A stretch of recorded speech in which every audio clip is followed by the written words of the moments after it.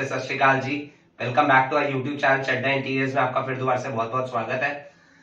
आज हम आपके लेकर आए हैं कि एक नई मॉड्यूलर अलमीरा क्या रेंज में कॉस्टिंग बैठती है, इसकी क्या प्राइस सिस्टम रहता है, कौन सा मटेरियल हम इसके अंदर इस्तेमाल कर सकते हैं ताकि आपकी ये कॉस्ट इफेक्टिव तो रहे, आपके लिए ड्यूरेबल भी रहे और सालों साल आपके लिए चले भी।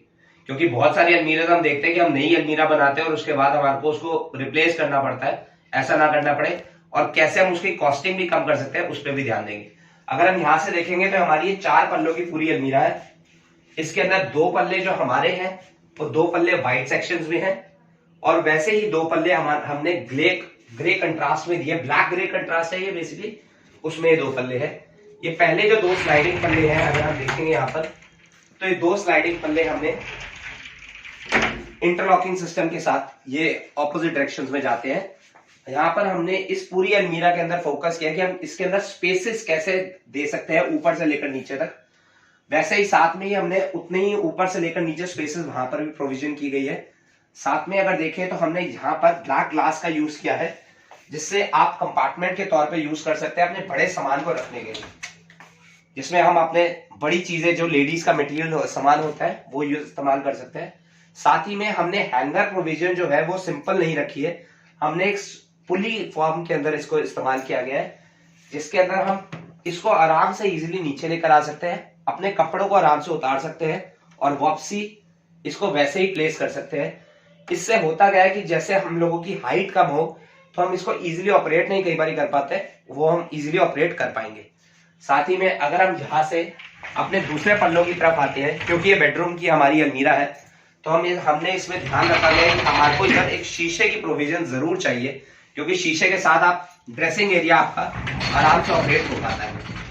अगर हम देखेंगे तो हमने यहाँ पर आपको एक ग्लास की प्रोविजन दी है जिसमें आपने वेट तैयार होने के लिए आपको स्पेस, वर्किंग स्पेस मिली है। साथ ही में हमने यहाँ पर 2 ड्रॉर्स की भी प्रोविजन की है ताकि आपको अगर कभी भी तैयार होना हो तो आपके पास ड्रॉर की स्पेस बनी रहे।